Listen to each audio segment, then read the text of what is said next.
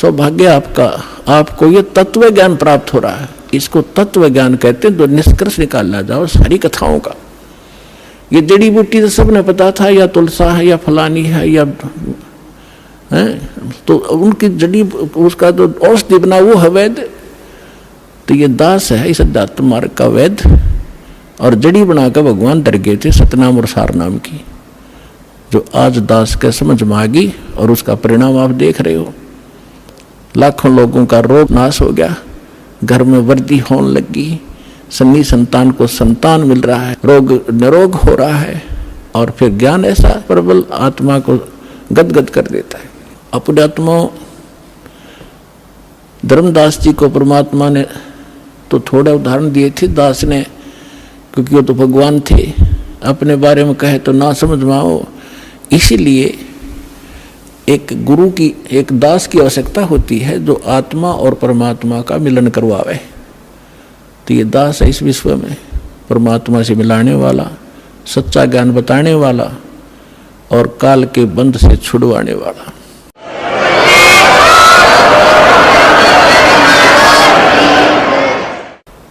अब दूसरा प्रसंग था धर्मदास जी का कि भगवान श्री कृष्ण ने सुदामा जी के 2 मुट्ठी चावल खा के और उसको धनी बना दिया, उसका एक महल बना दिया। परमात्मा बोले एक राजा का मित्र, उसके लिए कोई खास बात है? तुम आप बताते हो श्री राम कृष्ण जी तो राजा थे द्वारका के, एक मित्र के लिए एक ढूंढ बना दिया छोटा सा, एक दे दिए उसमें 200-400 रुपये, वो सारी उम्र बचे रहे उसको। तो इसी से भगवान मान लिया। अब ये दास बताएगा अपने आत्मा वैसे थोड़ी सी जो शिक्षाएं हैं, क्योंकि जो हम पहले ज्ञान सुना करते थे वो ज्ञान समझ लो प्राइमरी स्तर का था। ब्रह्मा विष्णु महेश को ये भगवान मानते थे, तो ये ज्ञान प्राथमिक पहली 5वीं कक्षा तक का समझो। और जो काल को ब्रह्म को भगवान मानते थे वो मैट्रिक तक का ज्ञान समझो, उनकी बुद्धि मैट्रिक तक समझो। लेकिन विधि ठीक ना होने से और वैसे उनको मान लेने से, वो ज्ञान होने से भी कोई लाभ नहीं था। अब जैसे हम कथा सुना करते सुदामा और कृष्ण जी की, अब इन कथाओं से भी थोड़ा सा निष्कर्ष हम साथ लेकर चलेंगे, तभी हम, क्योंकि बच्चा जो 5वीं 6वीं 7वीं 10वीं पढ़ ले तो भी अगली पढ़ाई पढ़ सकता है, वो सीधा 11वीं में कैसे हो सकता है? तो वो पढ़ाई पहले आपको पढ़ाकर आगे चलेंगे। श्री कृष्ण जी बालकपन में और सुदामा जी एक ही पाठशाला में पढ़ा करते थे। और सुदामा ब्राह्मण थे,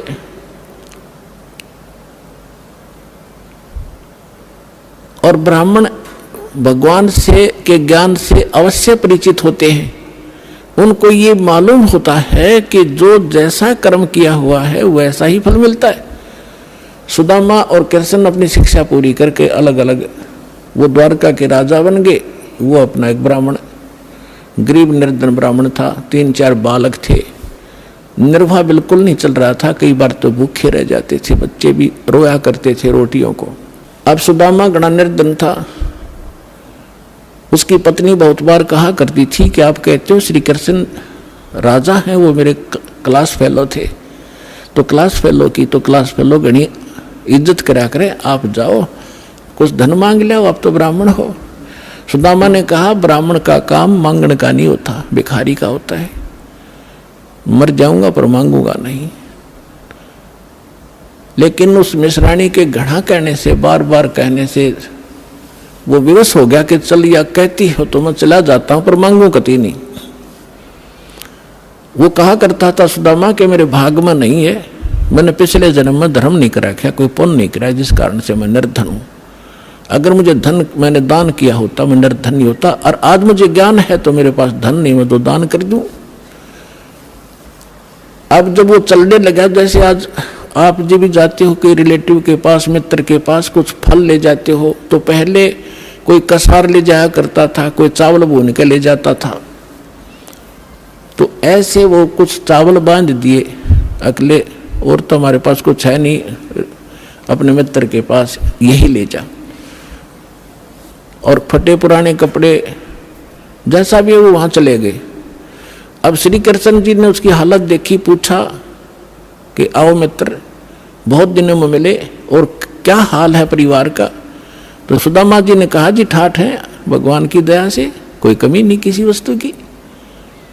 लेकिन वो तो समझ गए थे, जिसी बालक थोड़े थे श्री कृष्ण जी, 3 लोक के मालिक हैं, वो समझ गए कि तो दुखी गणा हो रहा है। 7 दिन रखा वहीं पर कि बैठो, नहाओ धो, रोटी खाओ, अपने हाथों उनके शरण दोहे मित्र के। अब 7 दिन के अंदर विश्वकर्मा को बुलाकर वहां महल बना दिया, पीछे थे, धन दे दिया, एक मेरे मित्र के पास भेज दो और उसको आजीवन धन दे दो। अब उधर से सुदामा जब चलने लगा, 7वें दिन के मित्र में जाता हूँ, बच्चों की याद सता रही है। अच्छा जाइए, उसके कपड़े सफेद बढ़िया बनवा दिए, वो पहना दिए उसको। लेकिन चलते समय भी ये नहीं कहा कि मैं कुछ लेने आया था। लेकिन मन में दोष जरूर आ गया थोड़ा सा कि काहे का मित्र है, इसको नहीं पता मेरी क्या हालत थी और मेरे से पूछा क्या हाल है, इसको खुद सोचना चाहिए था। ये इतना दोष आया था। रास्ते में क्या हुआ कि बदमाश लोगों ने देखा कि वो सेठ आवा है, अच्छे काचे कपड़े पहन रहा, नए नए, उसको जाते ही पकड़ लिया। वह कपड़े भी उतार लिए सारे, जेब में कुछ था ही नहीं, वो उठा ले गए। अब फिर उसके मन में आई कि भाई गलती करी मैंने, मित्र का की आलोचना करी, जिसकी सजा मुझे ये मिल गई। क्योंकि हम भगत आत्मा इसी हिसाब ला लिया करन तुरंत। तो अब लंबी कहानी ना कहूँ, दास उसने आकर देखा कि महल बना है, बड़ा खुश हुआ, लेकिन मांगा नहीं। इसको ब्राह्मण कहते हैं। अरे ये ब्राह्मण इतने दर्दे तेरे न्यू हो जाएगा, तेरे पर करड़ाई आने वाली है, ये कर दे, फलान कर दे, श्राद्ध निकलवा ले, मेरी दक्षिणा इतनी दे दे, ये ब्राह्मण नहीं है। अब देखो, एक तुम भगवान मानते थे श्री कृष्ण जी को, उर्फ विष्णु जी को, विष्णु ही श्री कृष्ण मानते हैं, और उन्होंने कितनी सहायता दे दी सुदामा जी को। एक मकान बना दिया छोटा सा पक्का, और एक जीवन का निर्वाह भी दे दिया। ना तो मोक्ष श्री कृष्ण का और ना मोक्ष सुदामा का। अब उस समर्थ परमात्मा ने क्या दिया, एक तैमुरलंग नाम का एक लोहार था मुसलमान धर्म में, और वो बहुत निर्धन थे, भेड़ बकरियों का पाली जाया करता था साहूकार लोगों का। उससे उस समय ये नोट नाट नहीं हुआ करते थे, बस दाने दे देते थे, कनक दे देते थे आपस में। तो जिससे वो 2 माँ बेटा थे, पिता की मृत्यु हो चुकी थी। इतना निर्धन थे कि बस हैंड टू माउथ ही थी। उसकी माता बड़ी भाग्यवान थी, बहुत धार्मिक व्यक्ति की थी। कोई भी रास्ते चलता व्यक्ति आ जाता था उसके घर पे, खाना खाए बिना जान नहीं देती थी। कई बार तो ऐसी स्थिति देखी है उसने, उन्होंने कि अतिथि आ गया, तैमुरलंग के संस्कार बढ़िया बने हुए थे, और माँ ने रोटी बनाई, घर में एक अतिथि की रोटी थी, उसी अतिथि को खिला कर स्वयं दोनों माँ बेटा भूखे सो जाया करते थे। ऐसे संस्कार उसके अंदर पड़े हुए थे। और ये पिछले जन्मों से परमात्मा के हंस थे तैमुरलंग भी, लेकिन हम बीच में गलती कर जाते इसलिए भटकते रहते हैं। एक दिन तैमुरलंग बकरियां चरा रहा था साहूकारों की, स्वयं पाली बनकर, और जो खाना लेकर गया था घर से वो खा चुका था। अब परमात्मा उसी समय जिंदा महात्मा का रूप बनाकर उस पाली के पास पहुंच गए। तैमुरलंग के पास वृक्ष के नीचे बैठा था, बकरियां चर रही थी, कुछ वृक्षों के नीचे बैठी थी। तो तैमुरलंग ने कहा कि महात्मा, संस्कार थे माँ के कि कोई भी अतिथि मिल जाए बेटा भोजन की अवश्य प्रार्थना करना। क्या महाराज खाना खाओगे? कहाँ बेटा भूख लगी है। उसने कहा महाराज थोड़ी देर लेट आए, थोड़े से मैं भोजन खा चुका हूँ और अभी मैं घर से लाऊंगा, सामने घर है, थोड़ी दूरी पे हमारा घर गांव में, और अभी लाता, मेरी माँ बहुत अच्छी है, जाते बना देगी। और ऐसे करना भगवान, मेरी बकरियों का ध्यान रखना, हम गरीब बहुत हैं, एक बकरी भी इधर उधर होगी तो मैं पूरी नहीं कर पाऊंगा धनी की, मुझे बहुत दुख होगा। परमात्मा बोले बेटा चिंता ना करें, मैं खूब रखवाल करूँगा। वो घर गया, माँ से प्रार्थना की कि ऐसे ऐसे राह चलता संत है, भूखा है माँ। माँ ने जब घर में इतना आटा था, केवल 2 रोटी बनाई, 2 ही रोटी बनी, दोनों रोटी बना के लेकर आ गई। माँ ने कहा कि बेटा मैं भी चलती हूँ, मैं बर्तन ले आऊंगी, तू वहाँ अपना रखवाली करना, पाली रहना। कहा दोनों आगे दर्शन भी करके आऊंगी साधु के। अब साधु को सामने बैठा देखकर माता ने कहा ले महाराज रोटी खा लो। परमात्मा खाना खान लगा तो इतने में माई ने 3-4 बार प्रार्थना कर दी, महाराज हम गढ़े गरीब हैं, हमारे पास तो कई बार भोजन भी नहीं होता, दया करो कुछ आशीर्वाद दो, हमारा गुजारा ठीक चले। परमात्मा ने खाना खाया, इतने 4 बार प्रार्थना कर दी, 4-5 बार। परमात्मा खड़े हुए, एक बकरी बांधन की बेल पड़ी थी, पतली सी लोहे की बेल होती है जैसे पशु बांधा करें, उसको ऐसे 4 बार मोड़ लिया, वह इतनी रहेगी, उसको पकड़ के उसके बेटे रोटी खा के पानी पी कर लौटा। खड़े हुए साधु और उस लड़के के सिर पर हाथ धर के कड़म मारी, 7 मारी, 7 सांगल वो बेल मारी कड़ पे, 1 2 3 4 7 तक गिनी। माई ने सोचा बाबा जी मेंटल है और मैंने घना छेड़छाड़ दिया, ये दुखी हो गया, बेटे को कूटने लग गया। तो माई ने पूछा महाराज मेरे बेटे ने कोई गलती कर दी? अक नहीं माता, तेरे बेटे को 7 पीढ़ी का राज दे दिया मैंने, 7 पीढ़ी का राज बख्श दिया है और उसके बाद तेरा राज टुकड़ों में बट जाएगा। माई ने सोची बाबा सचमुच मेंटल है। फिर मारी थी बच्चे का 5-4 मुक्के, 1-2 लात मारी कि ये लात मुक्के इसलिए मारे हैं, फिर तुम्हारे टुकड़ा में राज बट जाएगा। तैमूर लंग से लेकर औरंगजेब तक दिल्ली की राजधानी पर, राजगद्दी पर तैमूर लंग के वंशजों ने 7 पीढ़ी ने राज किया। औरंगजेब के बाद ये टुकड़ों में बट गया था, इतिहास गवाह है। तैमूर लंग ने दिल्ली पर शासन किया था, अपना एक प्रतिनिधि यहाँ छोड़ दिया था जो उसको टैक्स देता था। उसके बाद उसका तीसरा पोता बाबर दिल्ली का बादशाह बना था। उसके बाद कंटिन्यू आप इतिहास देख लेना, विचलित ना होना, 10-2 शब्द बोलेगा वो ऐसे समझ लेना जैसे तहसील में रजिस्ट्री होया करे, कोई धोखा नहीं पावे। अब ये बना कैसे? अब माई ने सोचा तो पागल था और उसी समय अंतर्ध्यान हो गए उनके सामने से। तो माई ने सोचा बाबा जी था तो शक्ति वाला, पर जो नौका तेरे बेटे को 7 पीढ़ी का राज दे दिया, या गले ना उतरी बात। अब कुछ दिनों के बाद क्या हुआ कि वही उसी रूप में परमात्मा तैमूरलंग क्या किया करता था, लोहार था ही, ये एक्स्ट्रा जॉब भी करता था पाली जाने की गरीबी के कारण। उधर से एक लोहार के एरन पर चोट लगाता था, ओवर टाइम करता था, शाम को आकर के वो उसको थोड़ा बहुत और अन्न दे देता था, 1-2 महीने में, इससे वो गुजारा करे थे। तो जिस एरन पर वो चोट मारने के लिए लोहार के पास जाता था, लोहार अपनी कोई औजार बनाता था तो वो घंट चलाया करता था, 1-2 घंटे शाम को। लोहारों के पास इतना इसी समय शाम को ज़्यादा कार्य होता था। तो एक दिन परमात्मा उसी जिंदा महात्मा के रूप में तैमूरलंग को दिखाई दिए स्वप्न में और कहा बेटा वो एरन मोल ले लो, तुम जहाँ तू सर्विस करने जाता है और टाइम करता है, वो एरन मोल ले ले। तो उसने कहा महाराज हमारे पास तो पैसा नहीं, कि ऐसा कर तू उधार पर ले लेना और उसके नीचे घना धन दाब रखा मैंने, हीरे मोती जवाहरात सोना, और उसको धीरे धीरे प्रयोग में लाना, किसी को पता ना लगने देना, ना दुनिया लूट लेगी तेरे से। और ये काम मैं करूँगा, तू उसे उधार की बात करना, वो उधार दे देगा, ये मेरा काम। परमात्मा जब सौदा बनाता है दोनों तरफ खड़े हो जाते हैं। उधर से उस लोहार के मन में प्रेरणा प्रबल कर दी कि ये स्थान थोड़ा है मेरे लिए, बाहर मेरा एक और प्लाट है बढ़िया, यदि इसको कोई ले ले मोल तो मैं इसने बेच दूँ, मैं वहाँ बना लूँ, एरन डाल लूँ। प्रबल प्रेरणा। उधर से जाके अब सुबह उठा, उसने अपनी माँ से बताया कि माता ऐसे ऐसे मैंने गुरु वो महाराज जी दिखे थे, वो जो जंगल में मिले थे, रोटी खाई थी, मेरे सांकल मारी थी, बेल मारी थी। उसकी माँ बोली बेटा दिखे मुझे भी थे स्वप्न में आज ही, पर मैं कुछ शब्द समझ नहीं पाई वो कहे क्या रहे थे। तैमूरलंग बोला मैं बताता हूँ, मेरे याद है, उन्हें ऐसे ऐसे बता।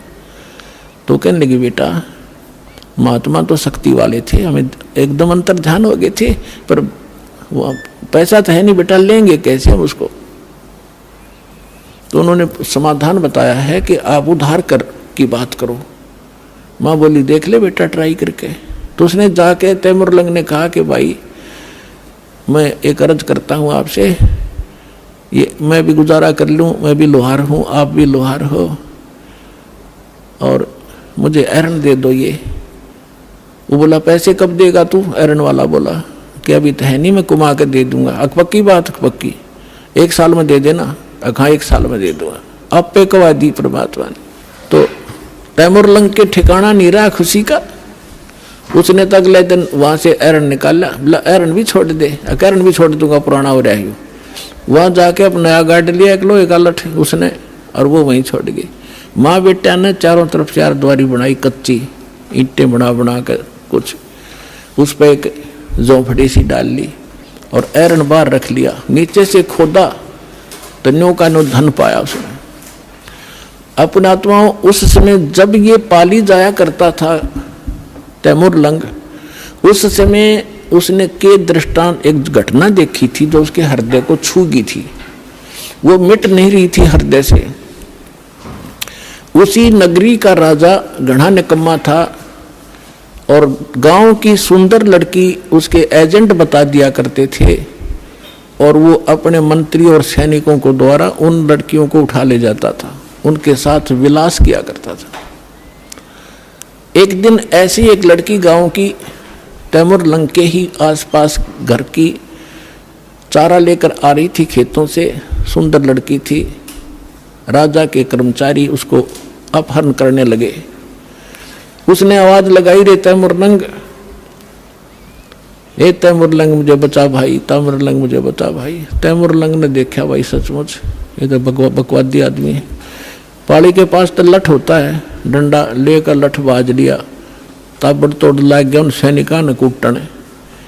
वो 4-5 थे, वो अकेला था। तो उन सैनिकों ने उसको इतना पीट दिया, मार दिया, कति खत्म करके डाले गए, पीठ छेद के लड़की को उठा ले गए।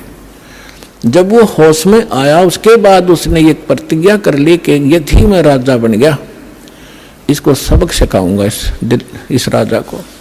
अब राजा की सपने भी नहीं पर मन मत आवे है सब कही बात। उधर से क्या हुआ, उसने धन देखा, दोनों माँ बेटा खुशी का ठिकाना नहीं। लेकिन निर्देश जो महाराज ने दे रखा था वो याद रखा, कुछ धन निकाला, दूर देश में जाकर बेचा। वहां से क्या किया उसने, कुछ अपने साथी सैनिकों से कहा घोड़े लाया। पहले घोड़े लाया, घोड़े लाकर बेच दिया, क्यों उधर घोड़ों का व्यापार ज्यादा होता। तो लोगों ने सोचा इसका व्यापार में बहुत वृद्धि होगी, एकदम ये तो बहुत 1-2 घोड़ा लिया, फिर 10-10, 20-20 लाला बेचने लग गया। उधर से उसने क्या किया, अपने आसपास के जवान लड़कों से कहा कि भाई देखो ये राजा बहुत निकम्मा है, ये अपनी बहन बेटियों के साथ ऐसे करता है, ये टैक्स भी बहुत लेता है। मैं राजा बनूंगा और मैं सबको टैक्स फ्री कर दूंगा, बहुत जायज टैक्स लिया करूंगा और सेठों से लिया करूंगा, गरीबों से नहीं लूंगा, ये आगा पीछा नहीं देखते। और आप मेरे सैनिक बनो, मैं तुम्हें मेहनताना दूंगा। अब लोहार था, लोहार के बच्चे कुछ रिश्तेदारों के इकट्ठे करके जंगल में तलवार बनाने का कारखाना बना लिया, ढाल और तलवार और घोड़े ले आया, सेना तैयार कर ली। कुछ दिनों के बाद उस राजा पर आक्रमण कर दिया। भगवान की रजा होती है, वचन फलता है भगवान का जो निर्धारित होता है। सुबह सुबह जाकर चारों तरफ से किला घेर लिया उस राजा का और कहा कि या तो सरेंडर कर दे ना युद्ध के लिए तैयार हो जा। अब राजा ने कहा कि सैनिकों, वजीर देखो क्या है, क्या हो गया। वजीर ने ऊपर चढ़ के किले पर देखा कि बाहर इतनी सेना खड़ी है, राजन अपना सरेंडर करने में हित है। 500-400 सैनिक थे, दिखे 5000। परमात्मा की रजा, समर्पण कर दिया राजा ने, सरेंडर कर दिया, वो राज प्राप्त किया। और उसको कहा कि आज मैं अगर परमात्मा से न डरने वाला होता, ये मुझे याद आया उसने कि मेरे को किसी संत ने आशीर्वाद दे रखा है, तुझे मारूंगा नहीं, तू नगरी छोड़ जा और यह यहाँ एक सिंपल मैन की तरह रह, अपना गुजारा कर, रोटी बना रखा, नहीं तुझे भाग जाए से। जैसा भी उसने उस पर कब्जा किया, फिर दूसरे राजा को कहा कि राजा अन्यायी थे, नालायक गणे हो गए थे, तो एक दूसरे को ऐसे काबू करता करता वो तैमूरलंग यहाँ पहुँच गया, दिल्ली का बादशाह भी बन गया। दिल्ली को भी अपने अंतर्गत करके वहाँ एक नुमाइंदा रख दिया उसने, ये इतिहास गवाह है। तो तैमूरलंग ने जब ये शासन सारा पा लिया तब परमात्मा फिर मिले।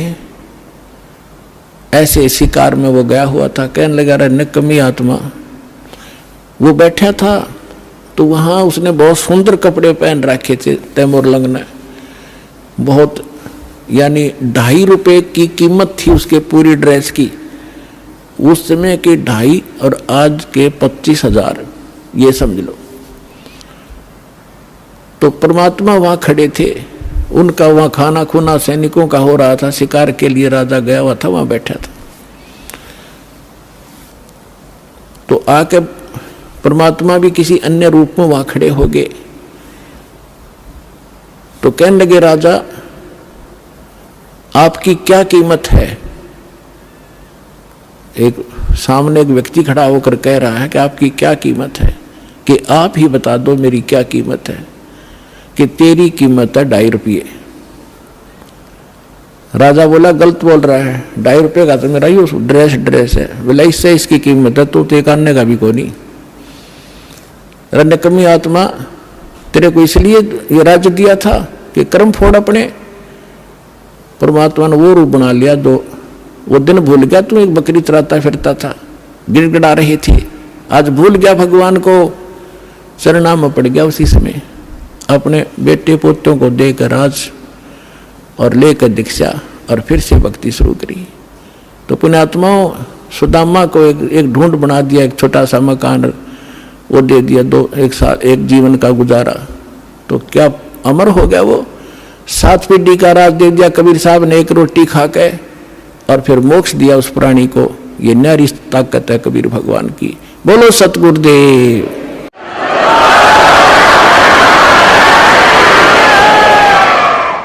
समर्थ का शरणाग हो, रंग होरी हो, कदे न हो एकाज राम रंग होरी हो। कि ऐसे समर्थ की शरण प्राप्त करो, यहाँ रहोगे तो जब तक मौत से रहोगे कोई आपत्ति नहीं आने देगा, यदि इस मर्यादा में रहे, और सतलोक जाओगे सदा का सुख हो जाएगा। बोलो सतगुरुदेव।